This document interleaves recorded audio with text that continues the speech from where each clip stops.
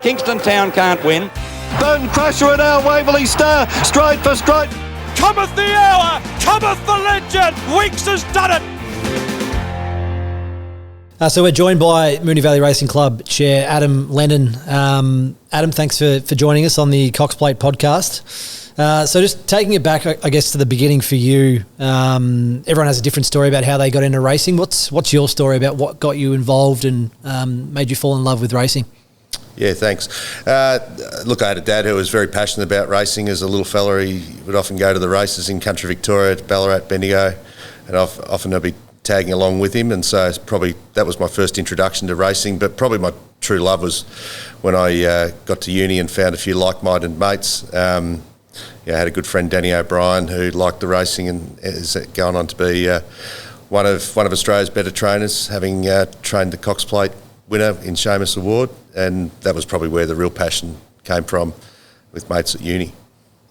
And you're obviously very active in the ownership game yourself. You've owned horses like Demerger, Vigor, Ferocity, Barbaricus, and now Young Werther, obviously a Cox Plate runner last year, Group 1 place. What has that journey been like, and what is it like to have a horse in our famous race as chair?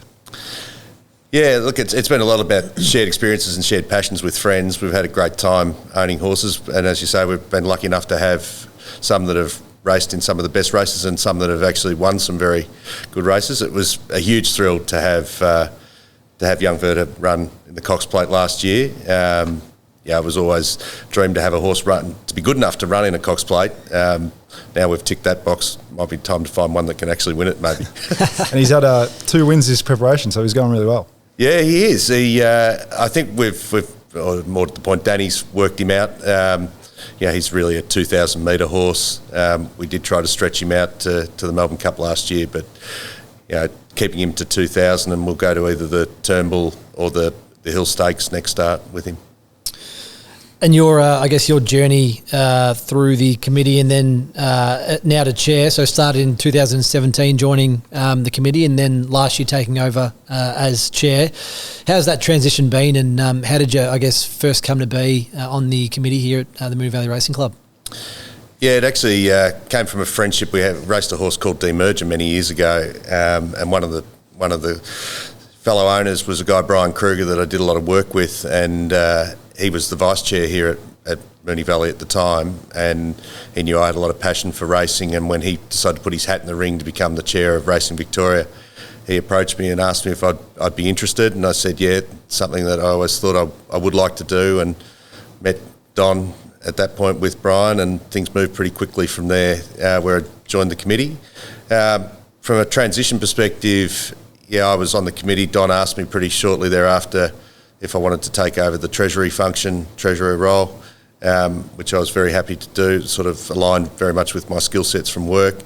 And then I guess over the next couple of years, when Don finally decided that he'd had enough, he asked me whether I was interested in taking over as chair, which I was very interested in doing. So that's sort of how I got to where I got to today. So obviously in the last decade, we've been very lucky to witness some of the greatest horses win our Group 1 races. Some of them include Black Caviar, Winx, Ligouche, Animo, and even Nature Strip. Can you give us your take on some of your favourite races you've seen here, and possibly a favourite Cox Plate? One of the great races I saw was actually the first Cox Plate I came to when I was at Melbourne Uni. I came across with a couple of mates and saw the running of the 1992 Cox Plate, which Naturalism started a pretty short price favourite, but unfortunately didn't make it all the way round. But it was a race that was blessed with champions of the Australian turf, and to see Superimpose win was an amazing thrill. That was clearly a great Cox Plate.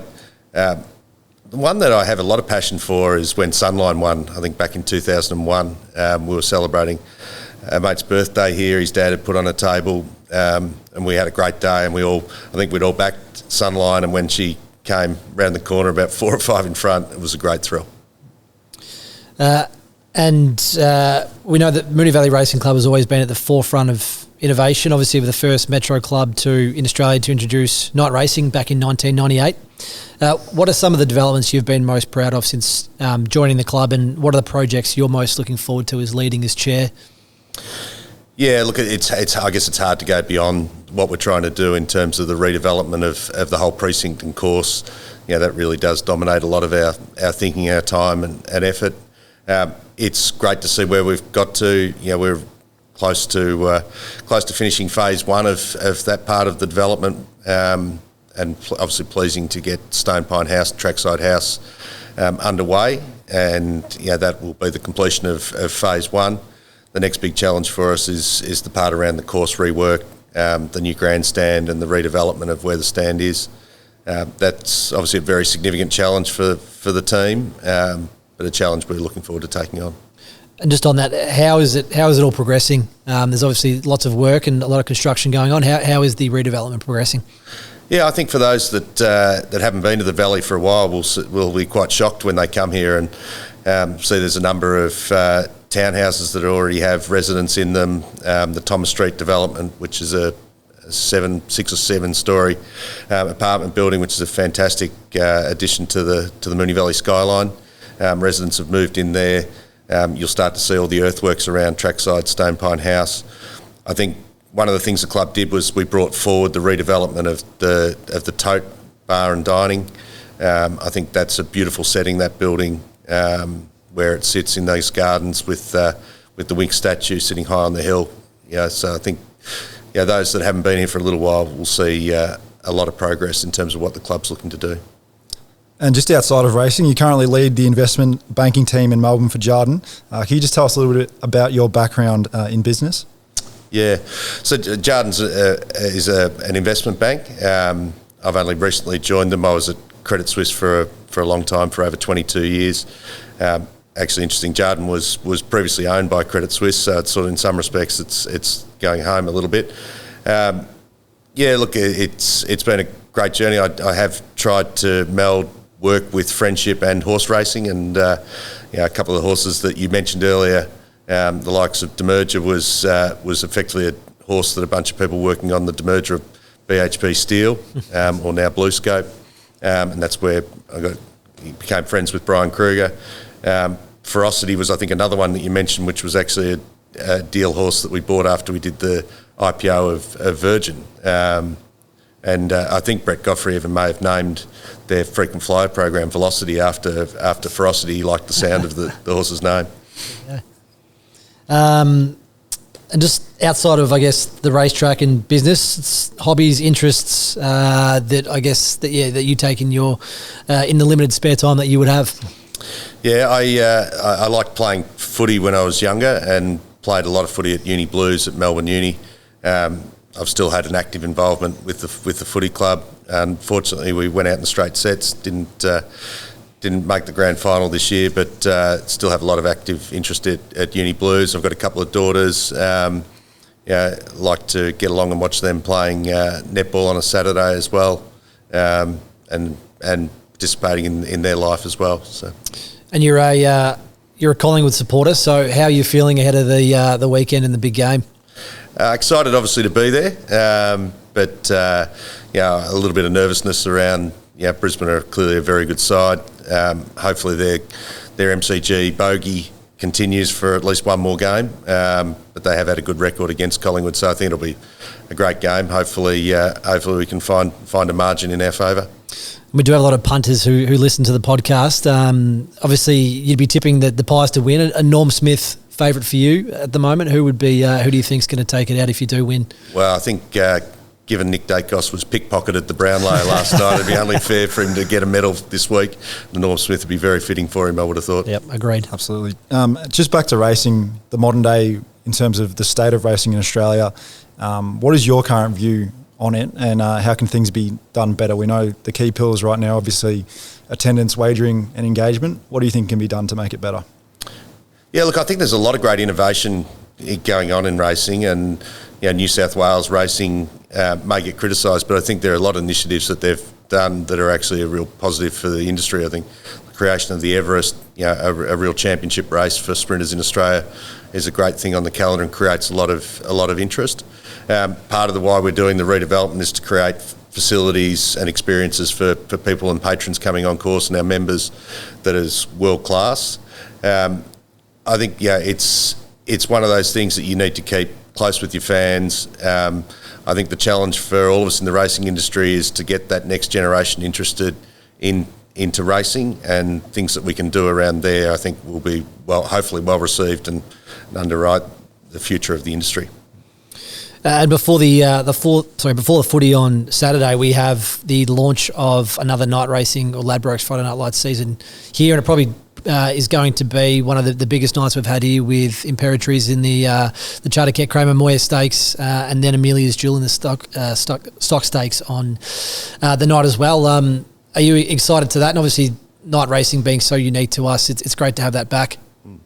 Yeah, look, I saw Imperatriz win here a couple of Saturdays ago. It was a phenomenal victory, coming from clear last at the 400 and to come swooping down the outside and just literally give a high-class field of sprinters. Windburn was amazing. I did in the committee room tip Giga Kick to be Australia's champion sprinter for the spring or for the season, and I've put the kiss of death on him. So I won't do that to Imperatriz, but I'm really looking forward to seeing her back here on Friday night. And Amelia's Jewel, I'm super excited to see. I've seen what she's done over in the West. She seemed to just jog up and walk by them at Flemington. It'll be great to see her here on Friday night, but even better would be fantastic to see her line up in the Cox Plate. And just on that, good segue into this year's Ladbrokes Cox Plate. There's lots of good 3-year-olds at the moment. We've also got 3 internationals still in nominations. Who is the horse that you're most looking forward to seeing? Look, I think Romantic Warrior is going to be a headline act here. I think one of the top 10 horses in the world. His record in Hong Kong is unsurpassed in recent times. His record at 2,000. We're really looking forward to seeing him at the Valley. It would be great if we could get another 3-year-old or 2 into the race. Stapati was, I thought, a very impressive win at Caulfield on Saturday. Militarise was a spectacular win in the Golden Rose. So hopefully, those 2 horses might turn up here, and the likes of Amelia's Jewel, I think, adds a lot of interest from a local perspective. And your tip for this year's race, where you are leaning at the moment? Well, look, obviously the favourite is hard to go past on his record, but I'd love to see. The mares have had a great record in our great race, so at the moment I'll stick with Amelia's Jewel. And just lastly, if you had to describe the WS Cox Plate in a few words, how would you best describe it? The race that makes legends. It's a great amphitheatre of sporting events here at the Valley, and we tend to have the champion horses here, and the horse that wins the race typically becomes a champion and a legend. Fantastic. Well, thanks for joining us, Adam, and go the Pies on Saturday. Yeah, go the Pies. Thanks, guys. Kingston Town can't win. Bone Crusher and our Waverley Star, stride for stride. Cometh the hour, cometh the legend. Weeks has done it.